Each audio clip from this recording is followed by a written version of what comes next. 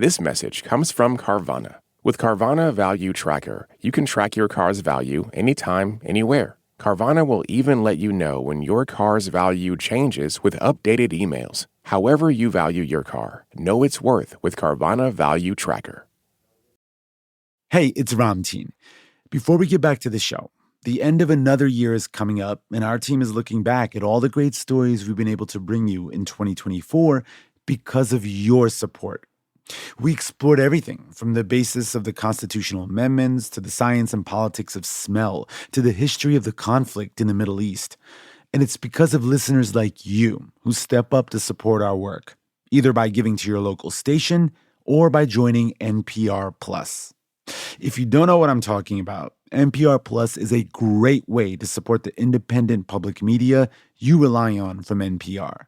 When you sign up for a simple recurring donation, you support our mission of creating a more informed public, and you get special perks from more than 25 NPR podcasts, like sponsor-free listening, bonus episodes, and even exclusive discounted items from the NPR shop and the NPR Wine Club.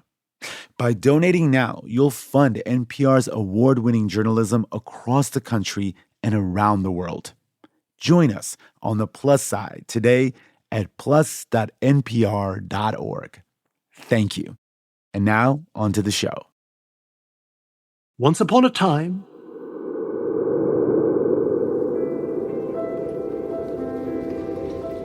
of all the good days in the year, on Christmas Eve, old Scrooge sat busy in his counting house. It was cold, bleak, biting weather, foggy withal, and he could hear the people in the court outside go wheezing up and down, beating their hands upon their breasts and stamping their feet upon the pavement stones to warm them. The city clocks had only just gone 3, but it was quite dark already. The door of Scrooge's counting house was open, that he might keep his eye upon his clerk, who, in a dismal little cell beyond, a sort of tank, was copying letters. Scrooge had a very small fire, but the clerk's fire was so very much smaller that it looked like one coal.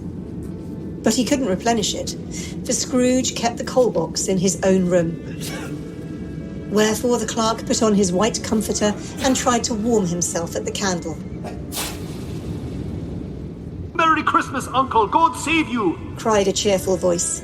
It was the voice of Scrooge's nephew, who came upon him so quickly that this was the first intimation he had of his approach. "Bah!" said Scrooge. "Humbug! Christmas a humbug, Uncle?" said Scrooge's nephew. "You don't mean that, I'm sure." "I do," said Scrooge. "Merry Christmas. What right have you to be merry? What reason have you to be merry? You're poor enough." "Come then," returned the nephew gaily. "What right have you to be so dismal? What right have you to be so morose? You're rich enough." Scrooge, having no better answer ready on the spur of this moment, said, "Bah!" again. "Bah!" and followed it up with, "Humbug! Don't be cross, Uncle," said the nephew. "What else can I be?" returned the uncle. "When I live in such a world of fools as this. Merry Christmas. Out upon Merry Christmas. What's Christmas time to you but a time for paying bills without money, a time for finding yourself a year older but not an hour richer, a time for balancing your books and having every item in them through a round dozen of months presented dead against you. If I could work my will, every idiot who goes about with Merry Christmas on his lips should be boiled with his own pudding and buried with a stake of holly through his heart."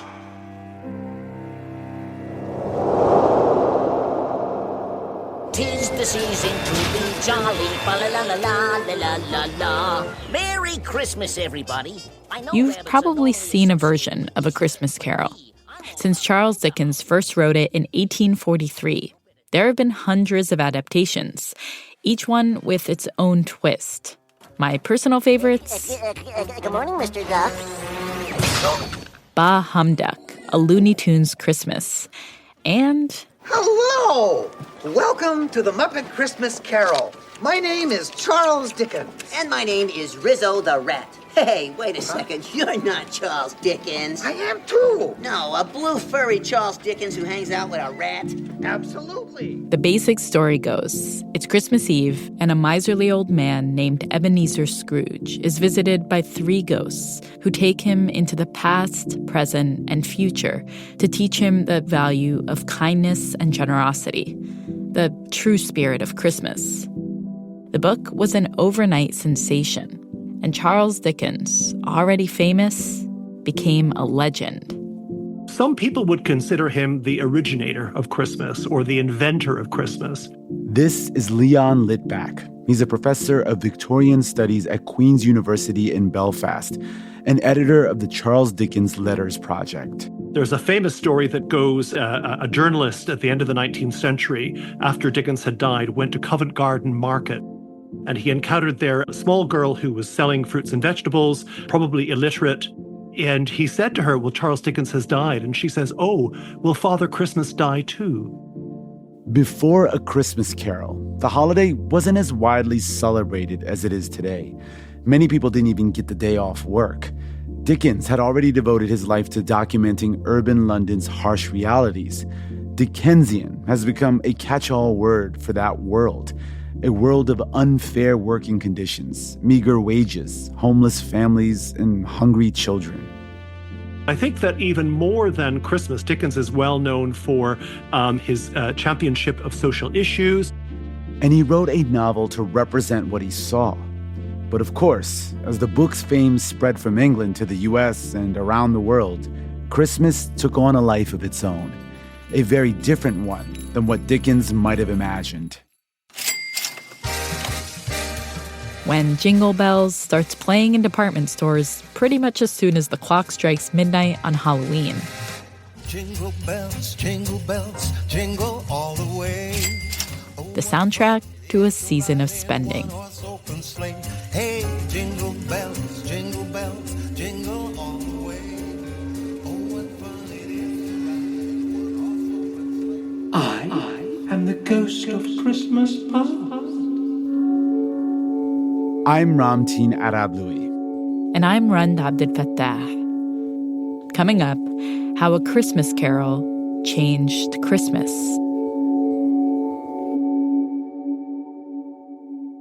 This is Rob from Yonkers, New York. You're listening to Throughline on NPR. All this year, NPR traveled the country, hearing from voters not just about the issues, but about their hopes for the country's future. We should be able to disagree with each other without bullying each other into submission. And what it means to be a part of a democracy.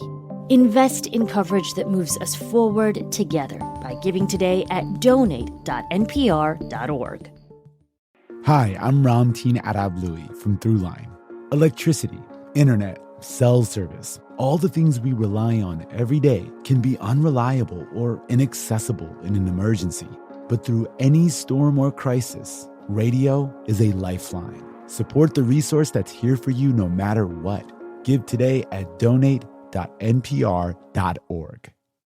Hi, I'm Catherine Marr, CEO of NPR, where we're guided by a bold mission to create a more informed public. Join us today by giving at donate.npr.org.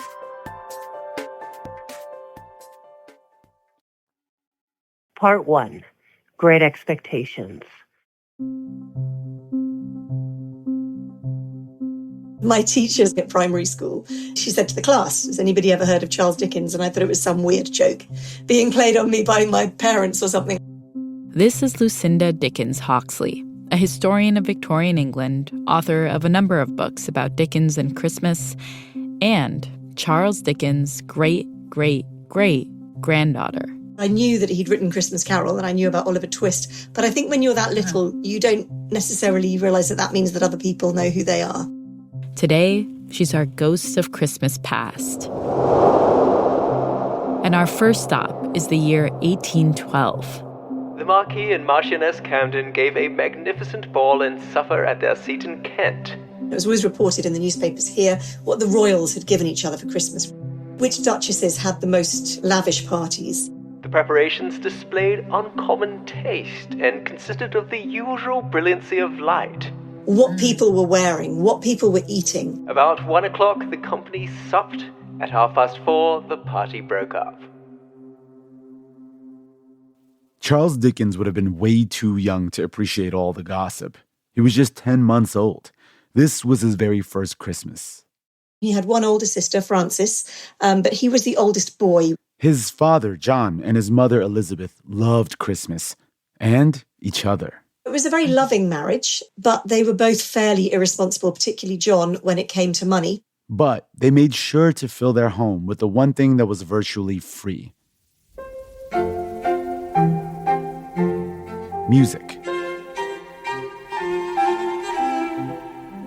One Christmas, they postponed their Christmas party because they just moved house, and shock horror, the piano hadn't yet been delivered, so the party couldn't possibly happen. The Dickens family embraced a festive Christmas. For many people, though, Christmas was almost a day like any other day of the year. the average person in Britain didn't even have the day off work. You might have gone to church for a church celebration, but that was really about the height of it. There is, however, mistletoe. And if two people found themselves under one, they were meant to kiss. Some people banned that in their houses because it was all associated with paganism. Keep in mind, one reason December 25th may have been chosen as Christmas Day was to coincide with the winter solstice, a pagan tradition.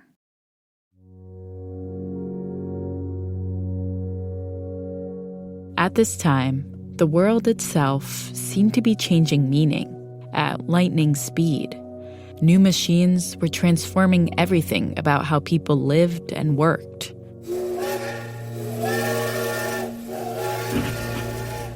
When the railways first started, there are reports of people feeling that they just were unable to take the speed, which was far beyond the speed that they could travel on foot or by horse. How rapidly society was changing. You had a greater emphasis on commerce. Business was thriving. Steam power might have made the trains run, but all that commerce and business required a lot of manpower, too. Though it wasn't just men working in the factories. Women and children were also keeping the machines running. They worked 12-hour days under harsh conditions and were at the mercy of their employer. Labor was the heartbeat of the Industrial Revolution, and profit was its king. The key of the house was sent back to the landlord, who was very glad to get it, and I was handed over as a lodger to a reduced old lady long known to our family. This wasn't theoretical for young Charles Dickens. One day in 1824, his father, short on money and having racked up a mountain of debt, was suddenly taken away to debtor's prison. Charles was just 12 years old. I was so young and childish and so little qualified. How could I be otherwise? To undertake the whole charge of my own existence?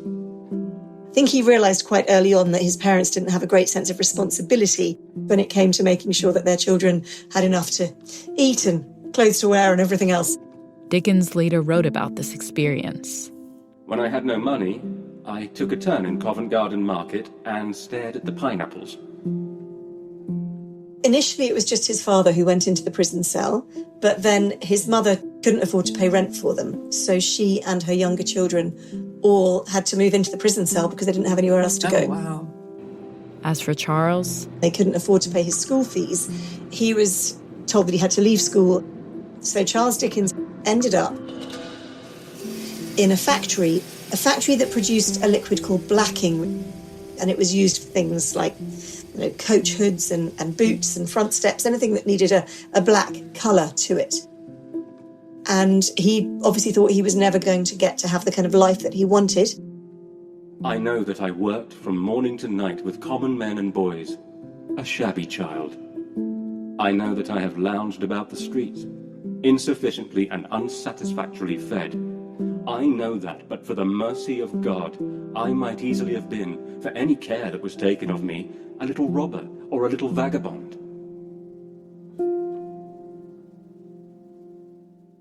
Newspapers and magazines were beginning to be mass-printed and becoming more widely affordable, which meant that they needed writers. And Dickens was determined to never end up back in a factory.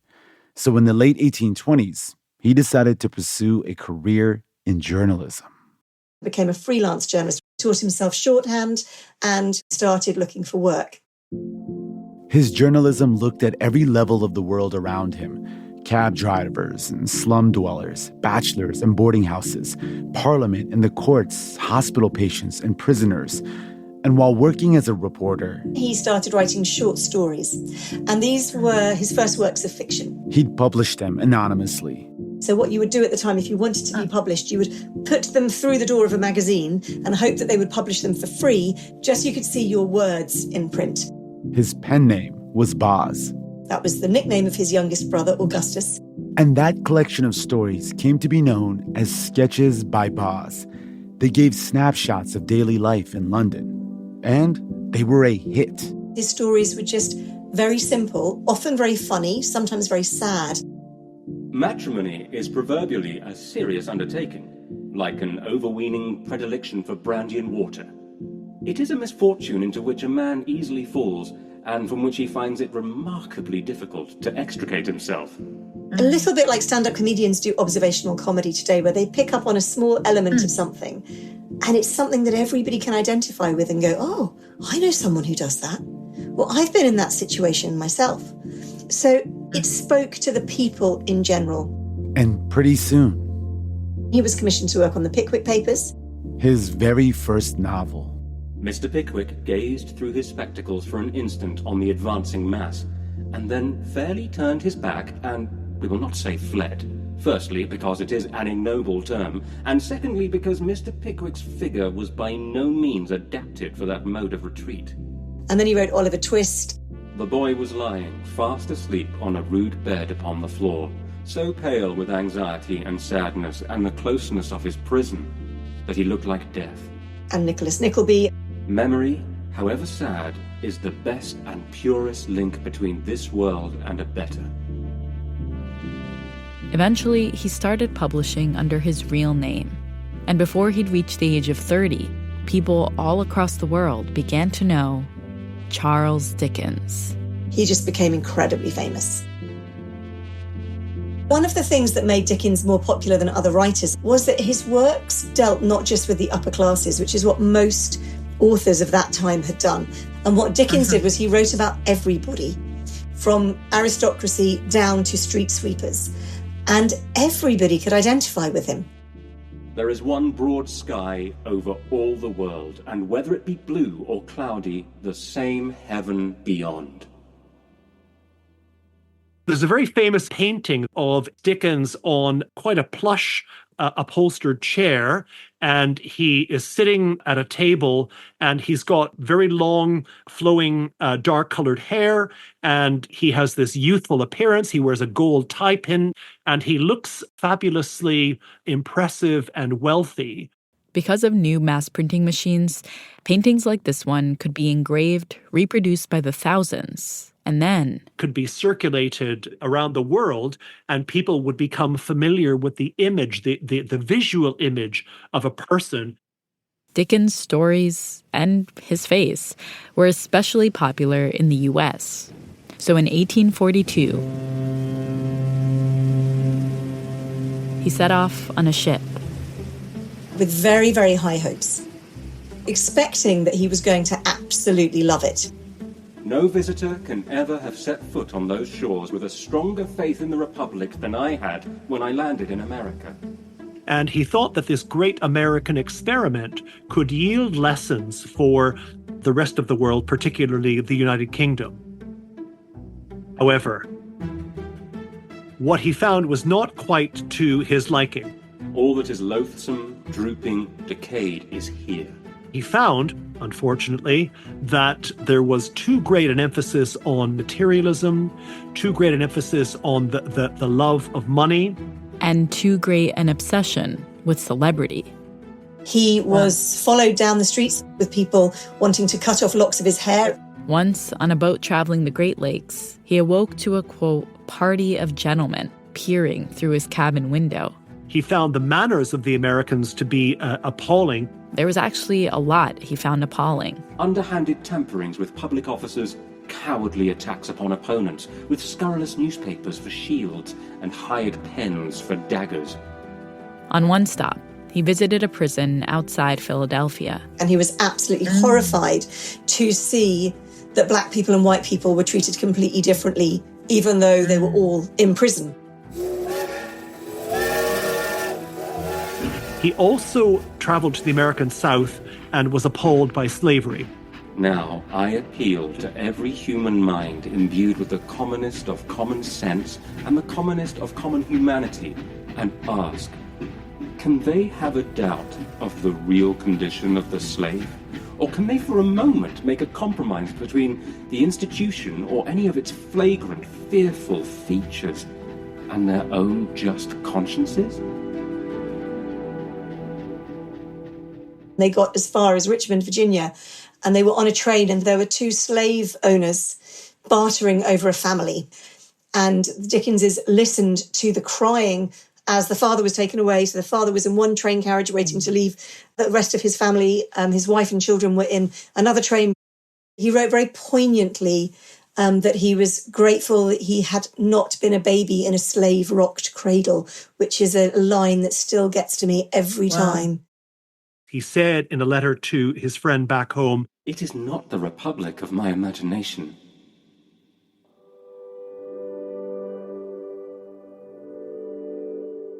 On top of all of that, he wasn't even making much money in the US because his work was being pirated left and right.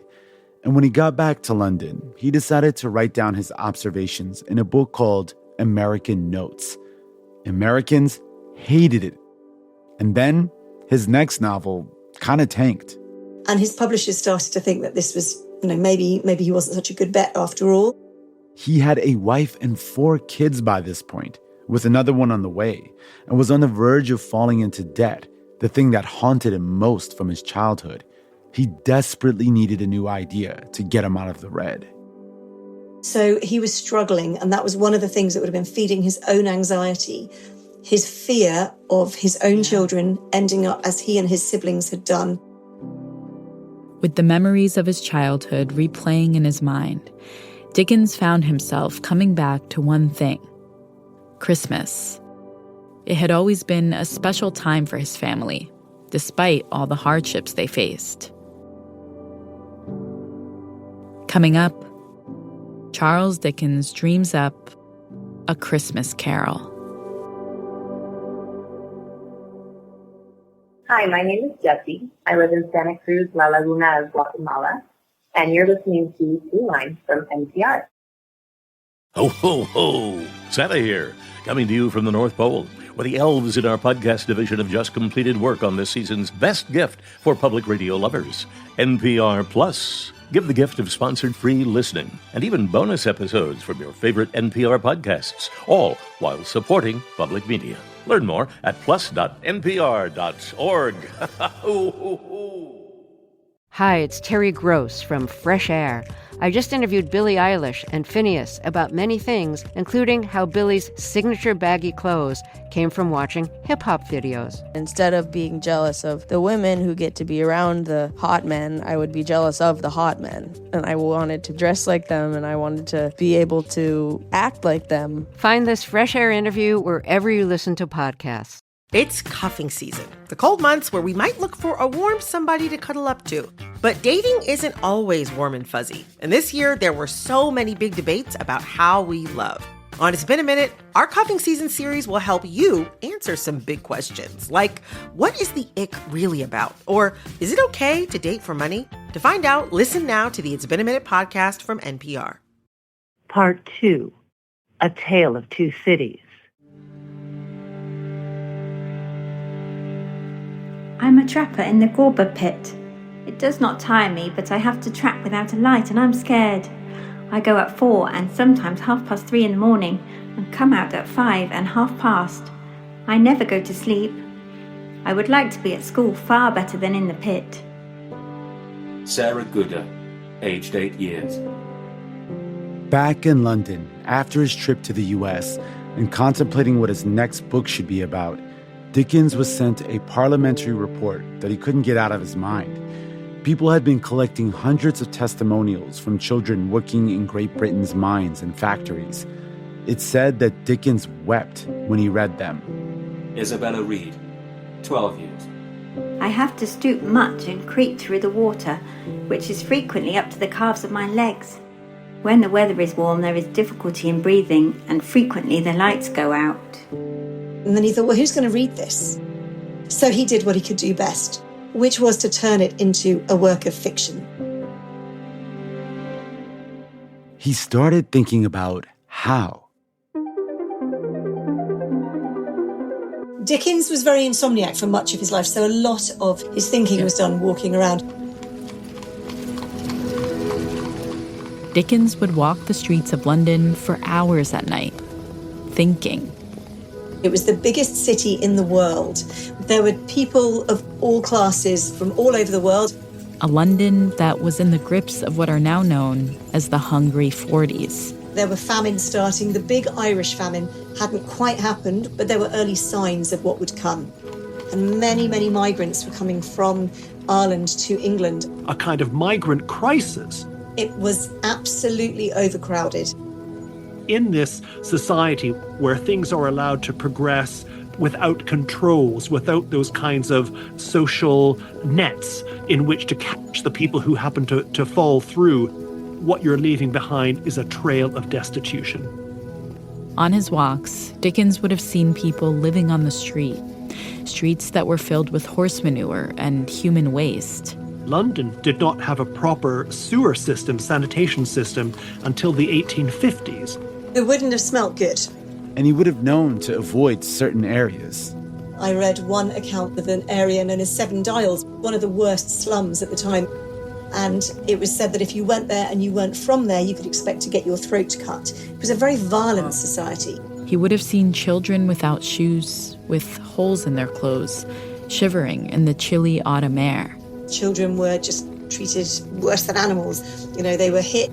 Working class children were often considered kind of just expendable. The days were dark and cold. And of course, there's only so many coins you can give out, so many individuals you can help. And the more Dickens saw on his walks, the more riled up he got. A story was forming in his mind. What he called a story that would strike a sledgehammer blow on behalf of the poor man's child. Unfortunately, his publishers weren't as enthusiastic about this new Christmas book. They thought it was a very uncommercial idea. But Dickens was willing to take the gamble. It's almost like he was possessed with this desire to get this story out there. Just get those feelings into it, this feeling of his anger with the world. So he began to write.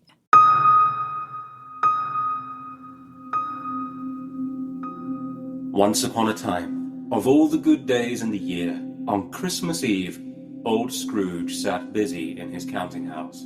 The story of A Christmas Carol opens on Christmas Eve, and we see Ebenezer Scrooge, who's in his counting house, so his place of work. He lends money to people, and he's part of his firm known as Scrooge and Marley.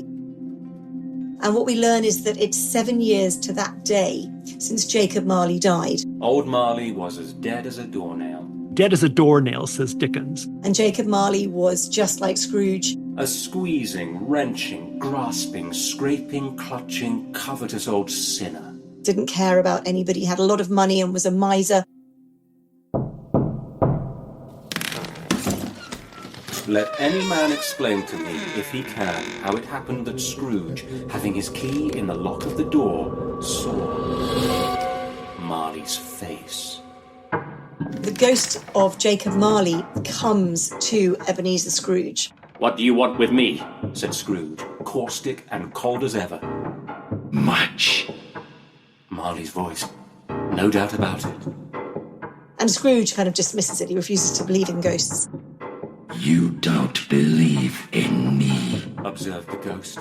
I don't, said Scrooge. Jacob Marley warns him. No rest, no peace, incessant torture of remorse.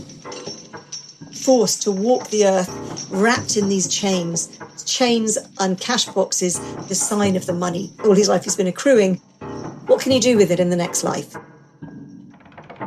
And he tells him that he will be visited by 3 ghosts of Christmas. Each of which will teach him an important lesson. Expect the first tomorrow when the bell tolls 1.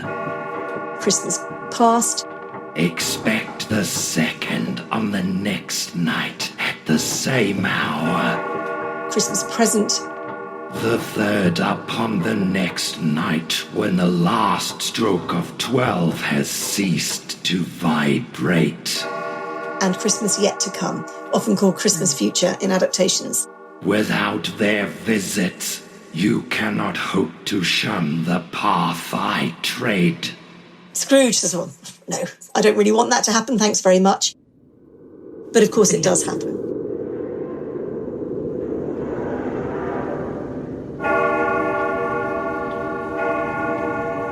The curtains of his bed were drawn aside, and Scrooge, starting up into a half-recumbent attitude, found himself face to face with the unearthly visitor who drew them. "Are you the spirit whose coming was foretold to me?"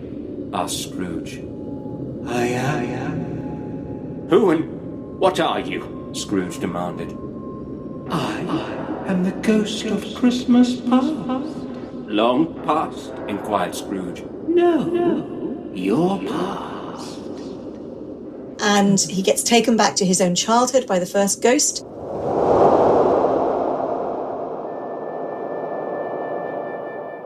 "Good heaven," said Scrooge, clasping his hands together as he looked about him. "I was bred in this place. I was a boy here." He was conscious of 1,000 odours floating in the air, each one connected with 1,000 thoughts and hopes and joys and cares, long, long forgotten. And teaches him that in his past, Scrooge celebrated Christmas much more fully. Some shaggy ponies now were seen trotting towards them with boys upon their backs.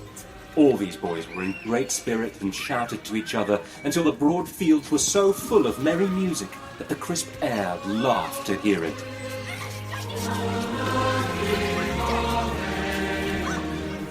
The school is not quite deserted, said the ghost. He's also given the opportunity to visit himself as a schoolboy. A solitary child, neglected by his friends, is left there still. Scrooge said he knew it. And he sobbed. He's kind of lonely and destitute. And I think that also is a kind of autobiographical reflection on something within Dickens. As Scrooge grew into an adult, he began to evolve into a miser. He was not alone, but sat by the side of a fair young girl in a mourning dress, in whose eyes there were tears. Which upset his love interest. "You fear the world too much," she answered gently. "I have seen your nobler aspirations fall off one by one until the master passion, gain, engrosses you. Have I not?" She left him, and they parted. And he's left at the end of the Ghost of Christmas Past visit, disturbed by what he has found and what he's turned into. "No more," cried Scrooge. "No more. I don't wish to see it. Show me no more." I am the ghost of Christmas present. Look upon me. Second ghost is the Ghost of Christmas Present, which of course is the Ghost of Christmas 1843. He's a much more jolly kind of spirit, and his job is to show Scrooge how Christmas is celebrated in his own time. What he could be enjoying. And so he takes him, for example, to different parts of the world, to lighthouses and mines and various other places where Christmas is celebrated. Holly, mistletoe, red berries, ivy, turkeys, geese, game, poultry, brawn, meat, pigs, sausages, oysters, pies, puddings, fruit, and punch. All vanished instantly. He also takes Scrooge to the residence of Bob Cratchit, Bob Cratchit is Scrooge's clerk, who works for a very meagre wage. Scrooge is reluctant to give Bob Cratchit any time off at Christmas. What has ever got your precious father then? Said Mrs. Cratchit. And your brother Tiny Tim? And Martha weren't as late last Christmas Day by half an hour? And so he's part of the working poor, of which there were many, of course, in Victorian London. Here's Martha, mother, cried the two young Cratchits. We see Martha coming home from work and all the family being around the table together. These young Cratchits danced about the table, and in came little Bob, the father, and Tiny Tim upon his shoulder. Alas for Tiny Tim. He bore a little crutch and had his limbs supported by an iron frame. And how did little Tim behave? Asked Mrs. Cratchit. Oh, as good as gold, said Bob, and better. He told me, coming home, that he hoped the people saw him in the church because he was a cripple, and it might be pleasant to them to remember upon Christmas Day who made lame beggars walk and blind men see. Chestnuts on the fire sputtered and cracked noisily. Then Bob proposed, "A Merry Christmas to us all, my dears. God bless us." Which all the family re-echoed. "God bless us, everyone," said Tiny Tim, the last of all.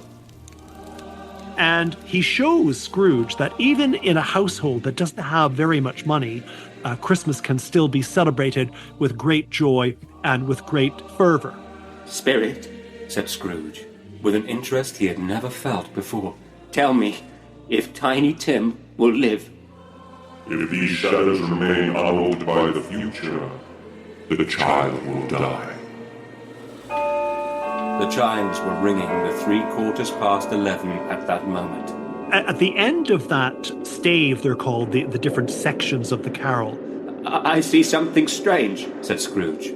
The Ghost of Christmas Present presents Scrooge with these two children that he produces from beneath his cloak. Two children named Ignorance and Want. Wretched, abject, frightful, hideous, miserable.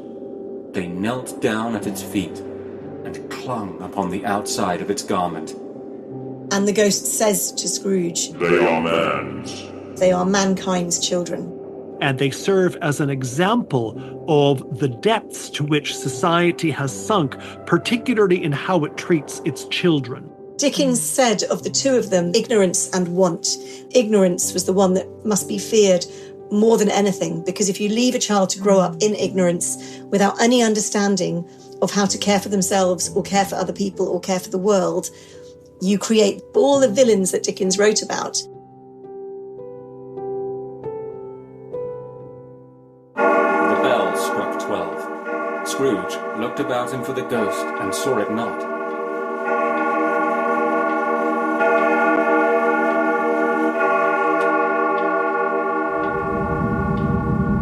As the last stroke ceased to vibrate, he beheld a solemn phantom, draped and hooded, coming like a mist along the ground towards him. A very silent, scary ghost who's often identified with the Grim Reaper. I am sure we shall none of us forget poor Tiny Tim, shall we? So amongst the things that the Ghost of Christmas Yet to Come shows Scrooge are the situation in the Cratchit household, where the Cratchit's young child, Tiny Tim, has now died. When we recollect how patient and how mild he was, although he was a little child, we shall not quarrel easily among ourselves and forget poor Tiny Tim in doing it.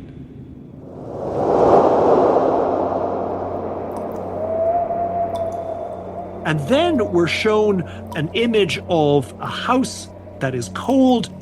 He lay in the dark, empty house, with not a man, a woman, or a child to say that he was kind to me in this or that.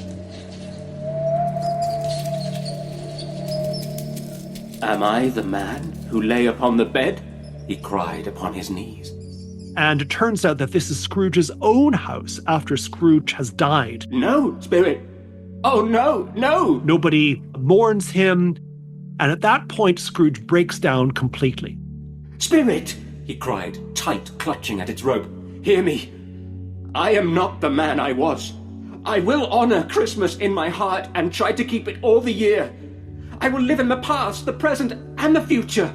The spirit of all three shall strive within me. And then he wakes up, and we see him at the end calling out the window to a boy. What's today, my fine fellow? Today, replied the boy. Why, Christmas Day. Do you know whether they've sold that prize turkey that was hanging up there? Buy the biggest turkey that he can. It's hanging up there now, replied the boy. Is it? Said Scrooge. Go and buy it. And deliver it to the Cratchits as their Christmas dinner, as a kind of apology for not just how he's treated his clerk, but I suppose in a way how he's treated all of humanity. We hear at the end of the story from the narrator that Scrooge keeps Christmas in his heart. It was always said of him that he knew how to keep Christmas well if any man alive possessed the knowledge. May that be truly said of us and all of us. And so, as Tiny Tim observed, God bless us, everyone. In just 6 weeks, Dickens had finished his book. He called it A Christmas Carol. His publisher was sure it was going to flop. And with his debt stacking up, Dickens personally invested in publishing 6,000 copies of the book. Then he held his breath and waited for the first reviews to come in. Coming up, Christmas takes off.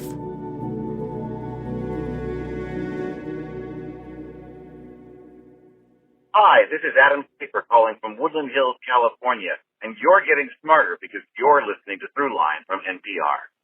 Hey, it's Peter Sagal, the host of Wait, Wait, Don't Tell Me. Now, if you like Wait, Wait, and you're looking for another podcast where the hosts take self-deprecating jabs at themselves and invite important guests on who have no business being there, then you should check out NPR's How to Do Everything. It's hosted by two of the minds behind Wait, Wait, who literally sometimes put words in my mouth. Find the How to Do Everything podcast wherever you are currently listening to me go on about it.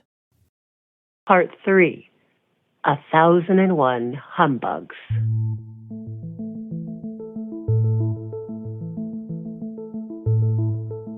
When it came out in 1843, A Christmas Carol was a sensation. The first edition sold out almost immediately.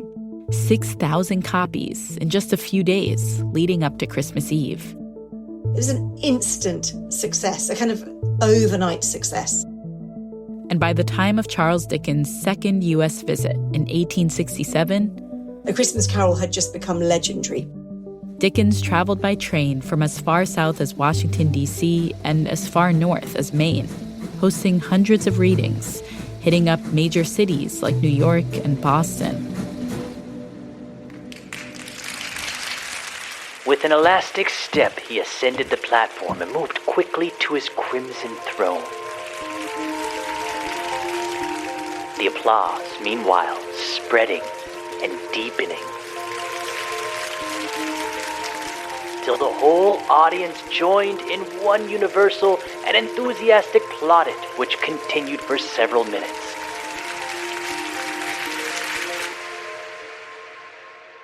Everything he did just sold out. There are stories of people who would wait on the street overnight in order to obtain entry to his readings. People felt that they could sympathize with the characters. People spoke about the pathos that Dickens had inserted into Tiny Tim. God bless us, everyone. For the poorer people, it was, I'm finally being talked about. I'll raise your salary and endeavor to assist your struggling family. People spoke about the humanity that Dickens had inserted into the holiday. I will honor Christmas in my heart and try to keep it all the year. I will live in the past, the present, and the future. Christmas Carol became kind of the do-it-yourself manual for how to do Christmas. And people were doing Christmas, like, for real. So people realised this is a time for family and friends. It became fashionable to have the kind of Christmas parties that were described in A Christmas Carol, inviting lonely people, as he's attempted to invite Uncle Scrooge.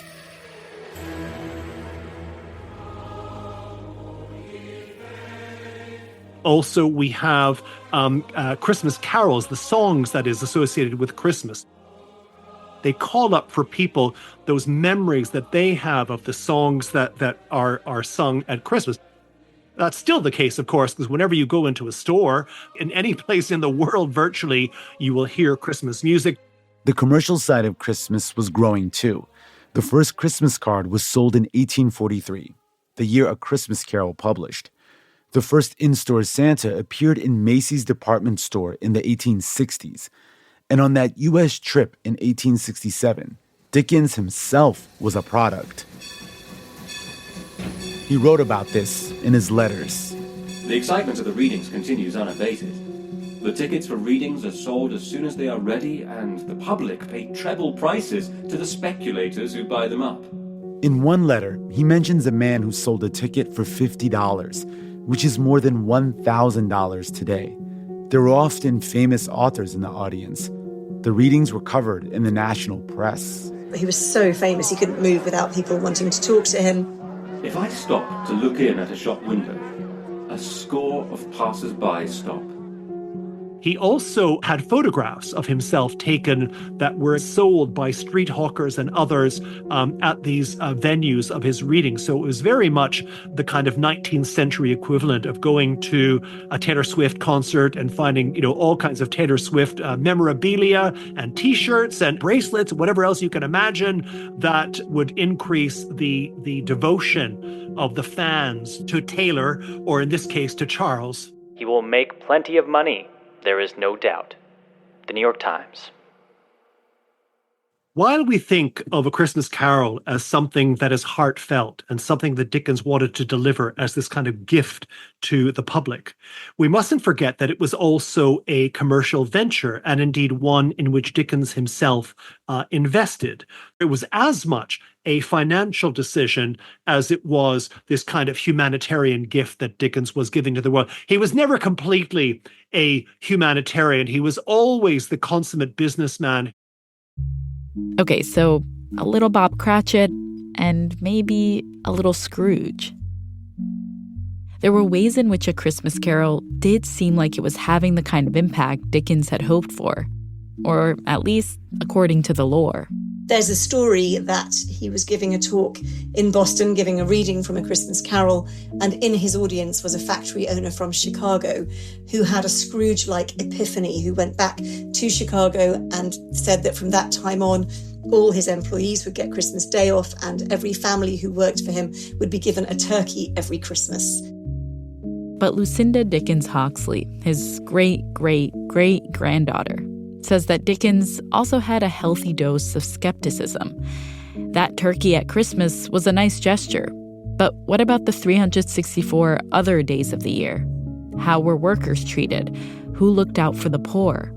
Were things really changing for the better? Nothing was ever enough for Dickens. He was a campaigner all his life. He wrote journalism right up to the end. He never stopped being frustrated by the human condition, by, political situations.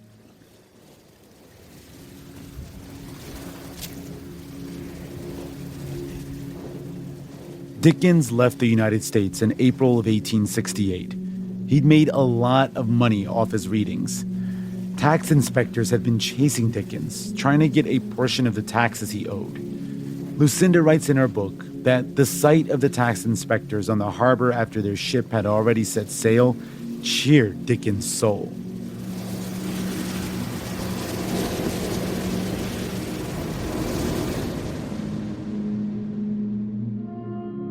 Dickens died in 1870, just a couple years after returning from his trip. 2 weeks after his death, Christmas was made a federal holiday in the U.S. Dickens had always encouraged what he called a carol philosophy. A carol philosophy. Call it the Christmas spirit. Cheerful views, sharp anatomization of humbug, so that's hypocrisy, jolly good temper, papers always in season, hat to the time of the year, and a vein of glowing, hearty, generous, mirthful, beaming reference in everything to home and fireside. But modern Christmas is also undeniably about money. Giving it, sure, but also spending it.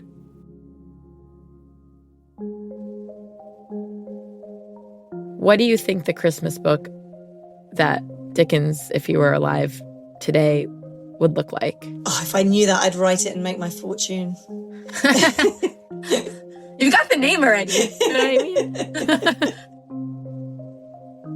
To be fair, I think Ebenezer Scrooge is absolutely alive and kicking in many areas of the world. There is still a huge amount of child poverty. There's so much inequality of wealth. I mean, Scrooge basically is pretty much all of us. Everybody needs to look around them and see what needs to change. Everybody needs to understand that actually nothing is going to change unless we do. We should become more familiar with our own past because the past has things to teach us.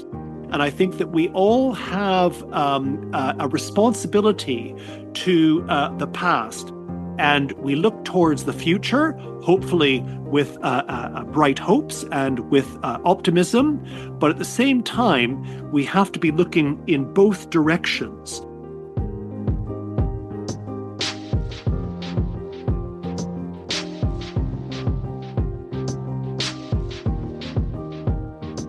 That's it for this week's show.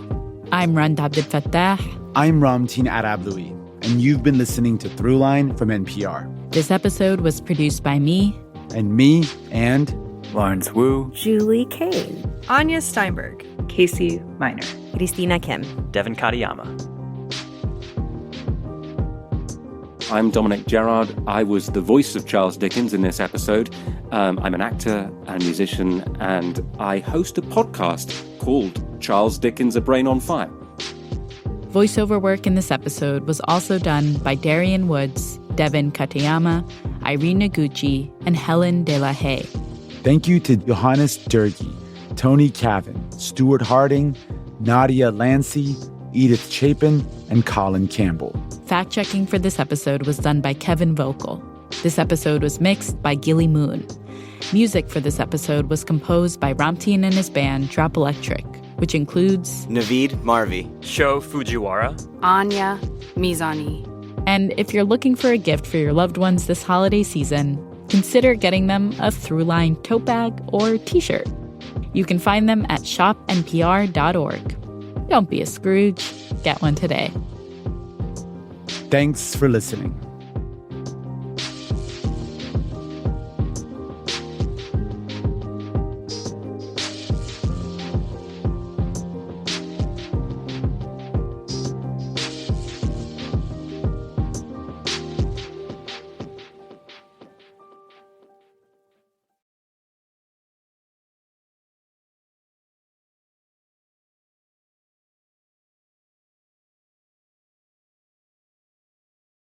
Hey everybody, it's time to join NPR's All Songs Considered as we celebrate a very tolerable Christmas with a mix of seasonal songs and special guests. Yeah, we're in for like the saddest Christmas ever, stuck with Robin, who is basically a lump of coal in the shape of a man. Hear new episodes of All Songs Considered every Tuesday, wherever you get podcasts. Have you ever been on a date with someone and suddenly found yourself disgusted by something they did? Well, you might have gotten the ick. On It's Been a Minute, we're asking the big questions about dating. Like, what's actually happening when we get the ick? And is it about them or about you? To find out, listen now to the It's Been a Minute podcast from NPR. I'm Jesse Thorne. 2024 is almost over. But before it's gone, come laugh with us at the best stand-up comedy of the year on Bullseye. We'll hear from Tig Notaro, Kyle Kinane, Kimberly Clark, Lori Kilmartin, and many, many more. You might even hear your next favorite stand-up. That's on Bullseye from MaximumFun.org and NPR.